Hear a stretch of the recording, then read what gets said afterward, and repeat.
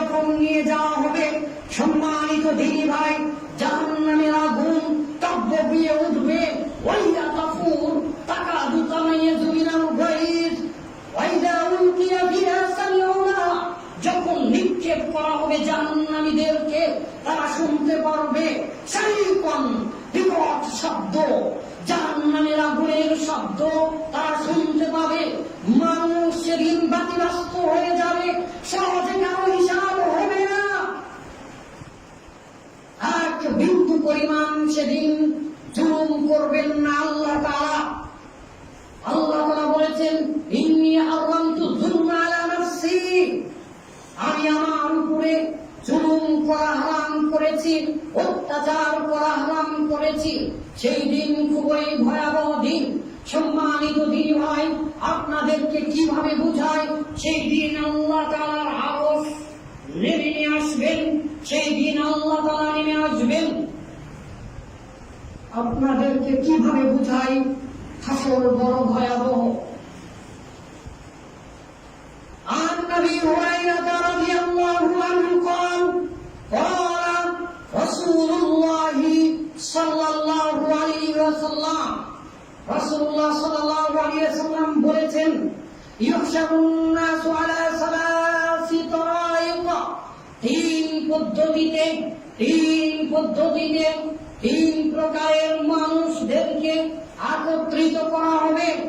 শুনে রাখো, দুই পদ্ধতি হচ্ছে রাগিবিন আর রাহিবিন। একদল মানুষ সেদিন উদ্গ্রীব হয়ে থাকবে, তারা আনন্দিত হবে, তারা উৎসাহী হবে। আর রাহিবিন আর একদল চাইবে না, তারা উদাসীন হয়ে পড়বে। সম্মানিত দিনী ভাই, আপনাদেরকে কিভাবে বুঝাই, পৃথিবী ধ্বংস হয়ে গেল, উট কোথায় থেকে এলো? উঠে উপরে আরোহণ করে সেদিন হাসরের ময়দানের দিকে যাবে। নবী সাল্লাল্লাহু আলাইহি ওয়াসাল্লাম বলেছেন, ইসনান আলা বাইরিন সালাসালা বাইরিন আরবালা বাইরিন আশারালা বাইরিন। সেই দিন কিয়ামতের দিকে হাসরের ময়দানের দিকে ছুটে যাবে মানুষেরা, কবর থেকে উঠে হাসরের ময়দানের দিকে যাবে। কিভাবে তারা যাবে? তারা পায়ে হেঁটে যাবে, তারা পায়ে হেঁটে যাবে, তারা পায়ে হেঁটে যাবে। কেমন অবস্থায়? আগের হাদিস থেকে আমরা দেখেছি, উলঙ্গ অবস্থায়, খতনাবিহীন উলঙ্গ পায়ে তারা পায়ে হেঁটে যাবে, তারা পায়ে হেঁটে যাবে। আবার তারা বহনে সোয়ারি অর্থাৎ উঠের উপরে চলে যাবে। আর একদল মানুষ থাকবে, অতুকসারু বাকিয়াতুহুম। এই তিনটা পদ্ধতি শুনে রাখো। একদল মানুষ হেঁটে যাবে, নগ্ন পায়ে উলঙ্গ অবস্থায় যাবে। আর একদল মানুষেরা 2 জন 3 জন 4 জন 10 জন করে উঠের উপরে চলে যাবে। আর একদল মানুষেরা যাবে, বাকিগুলো যারা থাকবে তাদেরকে বাকিয়াতুহুম, তাদেরকে একত্রিত করা হবে জাহান্নামের আগুন দিয়ে। আগুন তাদেরকে তাড়িয়ে নিয়ে যাবে হাসরের ময়দানে, আগুন তাদেরকে তাড়িয়ে নিয়ে যাবে। মহান আল্লাহ তাআলা বলেন, ওয়ানাহশুরুহুম ইয়াওমাল কিয়ামাতি আলা বুজুহিহিম, সেদিন মানুষদেরকে কিয়ামতের দিনে, হাসরের দিনে মানুষদেরকে আমরা একত্রিত করব। আলা বুজুহিহিম, তাদের চেহারার উপরে ভর করে। মানুষ যেমন 2 পায়ে হেঁটে যায়, কিয়ামতের দিনে হাসরের ময়দানের দিকে হেঁটে যাবে, সেদিন হাসরের ময়দানে হেঁটে যাবে মানুষেরা উল্টো হয়ে, তাদের মুখের উপরে ঠোঁটের উপরে ভর করে। এ মর্মে 3টি হাদিস এসেছে। আল্লাহ তাআলা বলেছেন, সেদিন অমিয়া অন্ধ অবস্থায় তাদেরকে উঠানো হবে। হুকুমার তারা শুনতে পাবে না, তারা বোবা অবস্থায় উঠবে, তারা বধির হবে। মাওয়াহুম জাহান্নাম, তাদের স্থান হবে জাহান্নাম।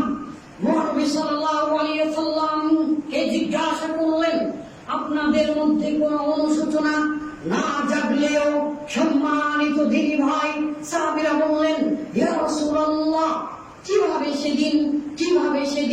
কিভাবে সেদিন মানুষেরা তাদের ঠোঁটের উপরে ভর করে যাবে।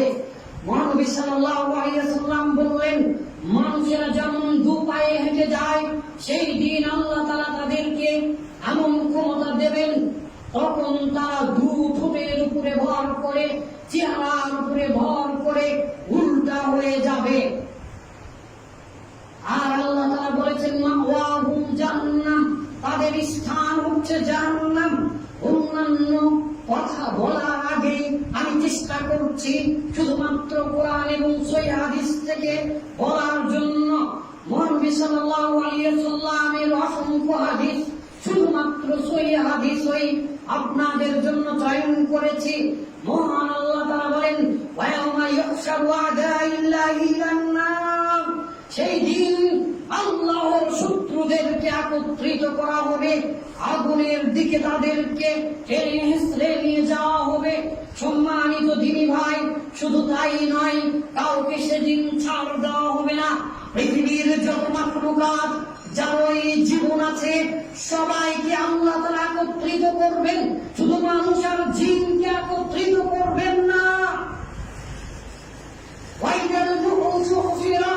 সেদিন সকল মাখলুক, সকল প্রাণীদেরকে একত্রিত করা হবে। শুধু তাই নয়, মহান আল্লাহ তাআলা আরো বলেন, ওয়া মা মিন দাব্বাতিন ফিল আরদি ওয়ালা তায়রিন, এমনকি একটি পাখিও কেউ ছাড়া হবে না। সবাইকে সেদিন হাজির করা হবে, তাদের বিচার করা হবে, কিন্তু তারা জান্নাতে অথবা জাহান্নামে যাবে না।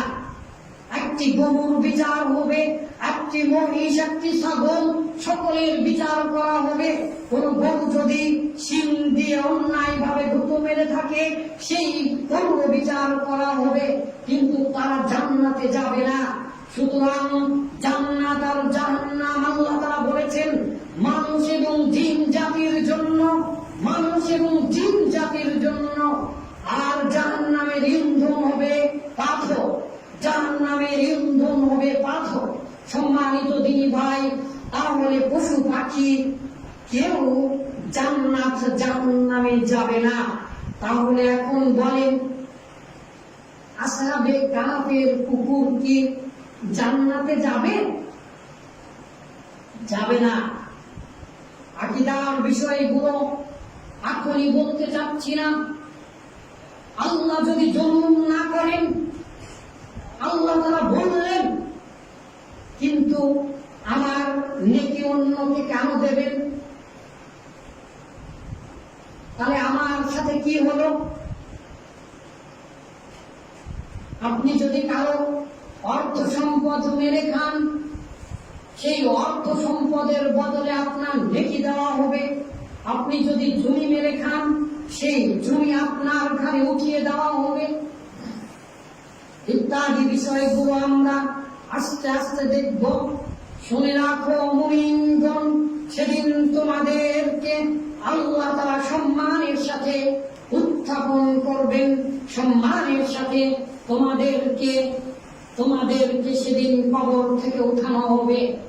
সহিহ হাদিসে এসেছে, ইব্রাহিম আলাইহিস সালামকে সর্বপ্রথম কাপড় পরিয়ে দেওয়া হবে।